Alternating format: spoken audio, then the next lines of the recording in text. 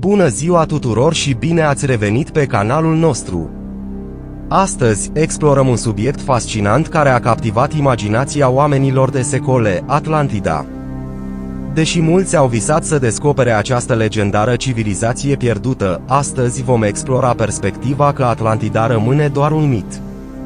Încă de pe vremea filozofului Platon, Atlantida a fost prezentată ca o lume avansată, o utopie care a cucerit imaginația oamenilor. Cu toate acestea, de-a lungul timpului, cercetătorii și exploratorii nu au reușit să aducă dovezi concret privind existența acestei civilizații pierdute.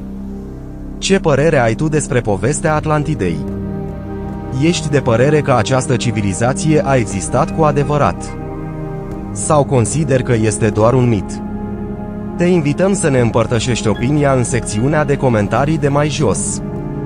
Ar putea fi adevărat că a existat o insulă gigantică între America și Europa, populată de o civilizație care a ajuns scufundată în ocean de un cataclism. Povestea Atlantidei. În 2009, ziarul britanic Telegraph a publicat o știre care a răsunat în toată lumea. Inginerul aeronautic al lui Chester, Bernie Bamford, a găsit, în timp ce folosea Google Ocean, un instrument marin geografic integrat în Google Earth, rămășițele a ceea ce părea a fi un oraș gigantic, peste 160 de kilometri lățime și scufundat la aproximativ 5 km adâncime. Datorită poziționării sale între insulele Canare și dorsalul mezoatlantic, poate că ar putea fi Atlantida. Cu toții am auzit de Atlantida cu o ocazie, o insulă imensă locuită de milenii de o civilizație mai prosperă și mai evoluată decât contemporanii săi, și că din păcate s-a prăbușit din cauza unui mare cataclism și a fost înghițit de ocean. Dar de unde vine povestea Atlantidei? Spre deosebire de majoritatea miturilor și legendelor, în cazul Atlantidei cunoaștem sursa originală încât odată cu trecerea veacurilor să apară multe alte povestiri. Și acea sursă nu este alta decât Platon, celebrul filozof grec, adept al lui Socrate și profesor al lui Aristotel. În jurul anului 360 înainte de Hristos, Platon a scris dialogurile Timaeus și Critias, singurele două în care vorbim despre Atlantida. În Taimeu, un personaj numit Critias, el povestește că cu 9000 de ani înainte, Atena antică, un exemplu de societate ideală, a oprit cursul unui apus puternic care, pornind de la un punct îndepărtat din Oceanul Atlantic, înainta cu insolență pentru a ataca în plus toată Europa și Asia. Pentru că oceanul care a existat în acest timp, continuă Critias, era navigabil pentru că în fața gurii, voi, grecii, numiți coloanele lui Heracles, era o insulă care era mai mare decât Libia și Asia împreună.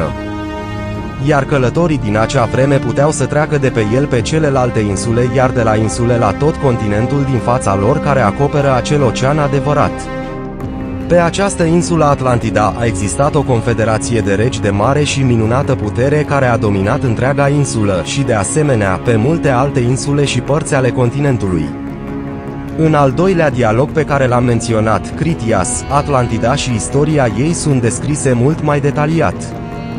Într-o perioadă îndepărtată, zeii greci împărțiseră pământul, iar Atlantida aparținuse lui Poseidon. Zeul mărilor s-a îndrăgostit de un muritor pe nume Clito, un tânăr atlant care locuia într-un mic munte din centrul insulei. Și pentru a proteja de oamenii din lumea exterioară, Poseidon a înconjurat acel munte cu 3 inele mari de mare sub formă de gropi concentrice și progresiv mai largi, separate unele de altele prin inele de pământ. Mai târziu, atlanții au construit punți între inele și a excavat un canal de apă care face legătura directă marea exterioară cu centrul insulei. Dar intrarea în fiecare inel era întărită, protejat de uși și turnuri, și fiecare inel al insulei era înconjurat de ziduri de stâncă roșie, albă și neagră, acoperit cu alamă cositor și un metal prețios cunoscut sub numele de orcalc. Potrivit lui Critias, orcalcul era aproape la fel de valoros ca aurul, poate o alianță de aur și cupru, iar în Atlantida a existat din abundență. Cu iubitul său Clito, Poseidon a generat 5 perechi de gemeni, toți bărbați. Cel mai vechi dintre ei, Atlas sau Atlante, a moștenit muntele central și a fost numit rege al întregii insule și al oceanului care o înconjura, numit Atlantico în cinstea lui. Fratele său Geamăn, Gadiro, a primit controlul asupra capătului de est al Atlantidei, zona cea mai apropiată de coloanele lui Heracles, regiunea Gadeiras, numele grecesc al arhipelagului de insule care există în ceea ce este cunoscut în prezent sub numele de Golful Cadiz. În același mod, restul fraților li s-a acordat guvernarea multor oameni și un teritoriu mare al insulei. Dar despre cât teritoriu vorbim? Cât de mare era Atlantida? Din punctul nostru de vedere actual, este confuz. Pe de o parte, conform dialogurilor lui Platon, era mai mare decât Asia Mică și Africa de Nord împreună, dar pe de altă parte se mai menționează că Marea Câmpie care înconjura inelele centrale avea o lățime de 3000 de stadioane, adică aproximativ 550 de kilometri, deci chiar fiind o insulă imensă, nu ar fi la fel de mult ca Africa de Nord și Asia Mică. De asemenea, este detaliat că insula centrală avea doar 1 kilometru în diametru. În afară de Marea Câmpie, restul geografiei sale era foarte rară. Desigur, resursele sale naturale erau prodigioase. Aprovizionarea cu lemn era aproape nelimitată, iar în Atlantida existau tot felul de animale, în special elefanții. Pământurile erau atât de fertile încât erau recoltate de 2 ori pe an și, în general, au notat din belșug din toate materii prime imaginabile, care a contribuit la dezvoltarea și prosperitatea societății, guvernat de o confederație de regi. Atlanții au construit un oraș vast pe insula centrală cu un palat regal magnific și un templu dedicat lui Poseidon. În interiorul acelui templu, gravat într-o coloană orică, erau legile care guvernau coexistența în Atlantida.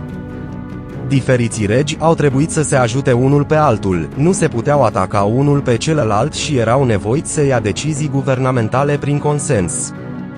La fiecare 5 sau 6 ani, într-un mod alternativ, regii s-au întâlnit pentru a ajunge la înțelegeri și a pedepsi monarhii care încălcase legile.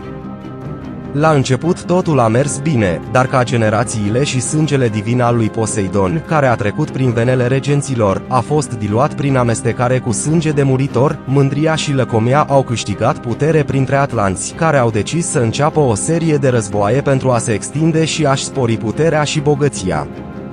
Astfel au cucerit nordul Africii până în Egipt, iar sudul Europei până în centrul peninsulei italiene.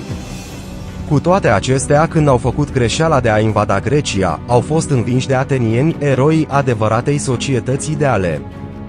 Zeii au decis să se întâlnească pentru a decide cum să-i pedepsească pe atlanți pentru aroganța lor. Îți citesc cuvintele lui Platon. Zeus, zeul zeilor, și-a dat seama că o serie bună era aranjată într-un mod nedemn și a hotărât să le aplice o pedeapsă pentru ca ei să devină mai ordonați și să ajungă la prudență. El a adunat toți zeii în cel mai important conac al său, care, instalat în centrul universului, are o viziune asupra a tot ceea ce face parte din generație și după ce le-a adunat, a spus: ei bine, nu se știe pentru că așa se termină Critias.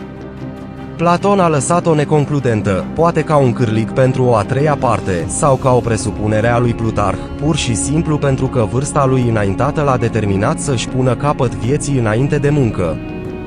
Cât despre pedeapsa pe care a primit-o Atlantida, în tai meu se povestește, au avut loc cutremure și inundații violente și într-o singură zi și o singură noapte de nenorocire, toți războinicii s-au scufundat la pământ, iar insula Atlantida, la fel, a dispărut în adâncurile mării.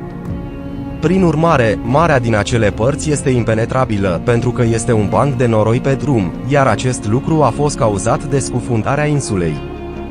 Pentru a da verosimilitate a ceea ce relatează el în dialogurile sale despre Atlantida, Platon menționează că povestea fusese auzită cu 2 secole înainte în Egipt din gura unor preoți, de către etatistul și poetul Solon, care i-a transmis-o oral prietenului și rudei sale Dropidas, care la rândul său i-a spus-o bunicului lui Critias. Cu toate acestea, marea majoritate a experților în cultura clasică nega existenței acestui presupus lanț de transmitere orală a mitului, pe de altă parte, că Platon a fost cel care a inventat-o, dar dacă tot ce are legătură cu Atlantida este imaginar, poate te întrebi ce a făcut un filosof ca Platon, un tip care ar trebui să caute cunoștințe și adevărul lucrurilor, povestind povești de fantezie. Ei bine, Platon a apărat folosirea minciunii nobile, cel care este justificat pentru că urmărește un bine mai mare, și una dintre ipotezele în care ar fi corect să minți este tocmai atunci când vine vorba de crearea de mituri care transmit o învățătură valoroasă. Platon era conștient de importantul rol educațional că poveștile de ficțiune au jucat în formarea cetățenilor și de aceea când a fost inventat mitul Atlantidei intenționa să învețe despre pericolele aroganței, folosind ca alegorie Atlantida și locuitorii săi prosperi. Atlanții erau națiunea arogantă care amenința Atena străveche până la înruchiparea stării ideale despre care vorbea Platon în Republică. Desigur, deși această explicație a originii mitului este poate cel mai credibil, este încă doar una dintre posibilele explicații. De fapt, nivelul de detaliu cu care descrie Atlantida poate părea excesivă și inutilă în simplul scop de a transmite o lecție de morală. În plus, Platon însuși precizează că este o poveste adevărată. A spus-o ironic. Sau chiar credea că toate acestea sunt adevărate. Sunt păreri pentru toate gusturile.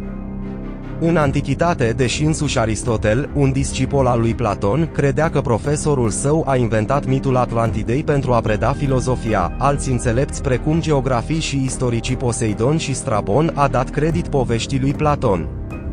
Și istoricul Diodor din Sicilia a menționat existența unei insule în Atlantic locuit de oameni foarte fioroși care fuseseră descoperiți de cartaginezii, deși nu o numește Atlantida. Deja în secolul al II-lea al erei noastre, Plutarh a enumerat chiar presupusele nume ale preoților egipteni care i-ar fi spus lui Solon povestea Atlantidei, Ixonchis și Xenophis. În Evul Mediu, au fost răspândite mai multe legende despre insulele misterioase și fantomatice ale Atlanticului care au apărut și au dispărut sau care au fost imposibil de găsit când a fost căutat în mod deliberat, precum insula San Brandan, insula Brazilia sau insula Antilia. Se presupune că se află la vest de Spania și Portugalia, și de la care și-a luat numele arhipelagul Caraibe al Antilelor. Acesta din urmă poate fi văzut desenat pe diferite hărți din secolele al XVI-lea și al XVII-lea, uneori chiar evidențiate, precum Canarele și Azore, ca rămășițe ale Atlantidei. Sosirea europenilor în America a stârnit imaginația erudiților și mulți dintre ei credeau că acele noi țări erau Atlantida despre care vorbea Platon, cu atât mai mult după ce am văzut orașele meiașe și astece. Inspirat de mitul Atlantidei și sosirea europenilor în America, englezul Thomas More și-a publicat celebra lucrare Utopia în 1516, unde a descris o societate imaginară situată în lumea nouă, care avea să contribuie ulterior la apariția unor noi povești în care fanteziile utopice erau legate de Atlantida. De parcă ar fi fost un paradis pierdut locuit de o societate ideală. De exemplu, în 1627, un alt mare gânditor englez, Francis Bacon, a publicat cea mai notabilă lucrare a sa, un roman utopic în care a pariat pe reforma societății prin știința aplicată pentru a atinge armonia prin controlul naturii. Și l-a intitulat Noua Atlantida. În 1869, Julio Verne a menționat și Atlantida în lucrarea sa 20.000 de leghe de călătorie submarină, în care apar rămășițele scufundate ale civilizației mitice. Dar lucrarea care a reînviat cu siguranță interesul popular pentru Atlantida a văzut lumina 13 ani mai târziu, în 1882. Congresmenul american Ignatius Donnelly, un pasionat de știință, a publicat o carte de mare succes intitulată Atlantida, lumea antediluviană, în care a propus ipoteza că asemănările care pot fi găsite între două culturi atât de îndepărtate geografic precum Egiptul și America Centrală, a răspuns la o cultură antică comună și avansată din punct de vedere tehnologic. Atlantida, situat în centrul Atlanticului și distrus de o mare inundație. Insulele Azore ar fi reminiscențele uriașe Atlantide, în care, potrivit lui Donnelly, se afla grădina Edenului Bibliei. Acum 10 ani, în 2013, acea teorie și-a recăpătat interesul pentru scurt timp când un navigator portughez pe nume Teoclesiano Silva a descoperit Azore datorită sonarului bărcii sale, ceea ce părea o piramidă de 60 de metri înălțime, scufundat sub apă între insulele San Miguel și Terceira. Ar putea acea imagine să fie dovada care a dovedit existența Atlantidei. În natură este foarte rar să găsești linii drepte, deci ele înseamnă de obicei autoritatea ființei umane. Cu toate acestea, la scurt timp după ce Silva și-a dezvăluit descoperirea, marina portugheză a tachinat descoperirea cu hărțile sale ale fundului mării și a concluzionat că presupusa piramidă nu era altceva decât o înălțime subacvatică naturală.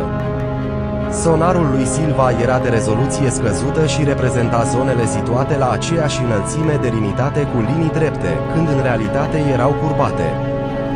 De aceea presupusa piramidă, ca și zonele din apropiere, părea să aibă contururi drepte. În cartea lui Don Lijoe începe un nou mod de a reinterpreta miturile clasice. Plasarea metodelor științifice în favoarea imaginației sale dezvăluie presupuse mesaje ascunse care ar da naștere la versiuni alternative ale istoriei umane, care a alimentat diverse teorii ulterioare despre Atlantida. Una dintre cele mai răspândite a fost cea a cofondatorului Societății Teozofice, rusoica Helena Blavatsky, care, preluând interpretările lui Donley, a publicat în 1888 lucrarea ezoterică intitulată Doctrina Secretă, compus din 2 volume. În al doilea dintre ele, dedicat originilor umanității, el susține că atlanții, care au atins apogeul între 1.900.000 de ani în urmă, au fost o cursă anterioară a noastră care s-a autodistrus într-un război intern cauzate de folosirea greșită a puterilor lor psihice și supranaturale. Alți ocultiști, precum austriacul Adolf Steiner sau britanicul Dion Fortune, a inclus și Atlantida printre originile ființei umane actuale. Și da, unii dintre liderii naziști au crezut și în mitul Atlantidei, până în punctul în care în 1938 Heinrich Himmler a trimis o expediție științifică în Tibet în căutarea urmașilor atlanților. Dar aceasta este o altă poveste pe care ți-o vom spune mai detaliat într-un videoclip viitor. În afară de ocultiști și pseudo-oameni de știință, ca urmare a muncii lui Donley, au fost și mulți arheologi și istorici care, crezând că povestea lui Platon a fost inspirată dintr-un loc real, a încercat să-l localizeze. Unde? Platon a indicat doar că Atlantida era în fața gurii pe care voi, grecii, numiți coloanele lui Heracles, care a fost înțeles în general ca o referire la strâmtoarea Gibraltar și de aceea ar plasa Atlantida în Oceanul Atlantic. Cu toate acestea, unii savanți susțin că până în secolul al VI-lea înainte Hristos, când grecii vorbeau despre coloanele lui Heracles, nu s-au referit la strâmtoarea Gibraltar, dar spre munții aflați de ambele maluri ale golfului Laconia, în sudul Greciei, deci Atlantida ar putea fi situată în Marea Mediterană. Deci Atlantida a fost căutată nu numai în Atlantic, dar și în Marea Mediterană, din Israel la Cadiz, trecând prin majoritatea insulelor Mării Nostrum, Sardinia, Santorini, Creta, Cipru, Malta. Dintre teoriile mediteraneene, una dintre cele mai interesante este cea propusă de profesorul britanic de istorie Quinton T. Frost la începutul secolului al XX-lea, conform căreia Atlantida nu a existat niciodată, dar că povestea lui Platon este doar memoria distorsionată a civilizației minoice sau cretane care a îndeplinit premisele de a fi puternic cunoscut de egipteni și posibil o amenințare pentru Grecia antică. În acea linie, arheologul grec Spairidon Marinatos a ridicat în 1938 ipoteza că sfârșitul civilizației cretane s-ar putea datora, ca și în cazul atlanților, unui cataclism. În jurul anului 1628 sau 1627 înainte de Hristos, vulcanul insulei Dera, astăzi cunoscut sub numele de Santorini în Grecia, a erupt și a provocat o explozie uriașă a ceaunului atât de puternică încât insula și-a pierdut o mare parte din suprafață, iar un mare val gigantic a devastat estul Mediteranei. Emisia de praf a întunecat atât de mult cerul că acel fenomen a fost observat chiar și în China. Renumitul oceanograf francez Jacques Cousteau a crezut și el în această teorie, dar în timp ce experții sunt de acord că explozia vulcanului a afectat grav civilizația cretană, nu există un consens asupra faptului dacă a făcut-o să dispară. În sfârșit, mai dorim să menționăm că deși în ultimele decenii unii cercetători au legat Atlantida de civilizația istorică Tartessos, care a fost stabilit în sud-vestul peninsulei iberice, sau chiar au ajuns să indice că Atlantida ar putea fi localizată în mlaștinile Parcului Național Doniana, nu există dovezi arheologice care să susțină aceste presupuneri. După cum am menționat anterior, în natură nu există linii drepte, deci fără îndoială acele crăpături din fundul mării păreau să fie făcute de oameni. Dar, în realitate, ceea ce a fost confundat cu orașul descris de Platon erau liniile parcurse de nave când folosesc sonarul pentru a măsura fundul mării și colectează date batimetrice. În 2009, Google Ocean era încă un prototip și suprapunerea imensei cantități de date pe care a procesat-o pentru a crea o hartă mare a oceanelor a dat naștere acelei imagini enigmatice. 3 ani mai târziu, Google a corectat acea zonă a hărții cu date noi furnizate de organizațiile de cercetare, iar presupusa Atlantida nu mai poate fi văzută. În orice caz, deși în acest moment Atlantida este încă un mit și este probabil că nu a fost niciodată mai mult de atât, rodul imaginației lui Platon, așa cum știa bine filozoful, dacă ceva ne caracterizează pe noi ființele umane este că ne plac poveștile bune, cele care trezesc curiozitatea și ne fac mintea să funcționeze. Deci, dacă Platon ne-a luat părul, îi iertăm nobila minciuna. Ce părere ai tu despre povestea Atlantidei? Ești de părere că această civilizație a existat cu adevărat sau consideri că este doar un mit? Te invităm să ne împărtășești opinia în secțiunea de comentarii de mai jos. Și dacă ești în căutarea altor povești interesante și incitante, nu uita să te abonezi la canalul nostru. Aici vei găsi o varietate de conținut captivant care îți va alimenta setea de cunoaștere. Mulțumim că ați ales să fiți alături de noi! Ne vedem în următorul videoclip, unde vom continua să explorăm misterele și fascinația lumii noastre.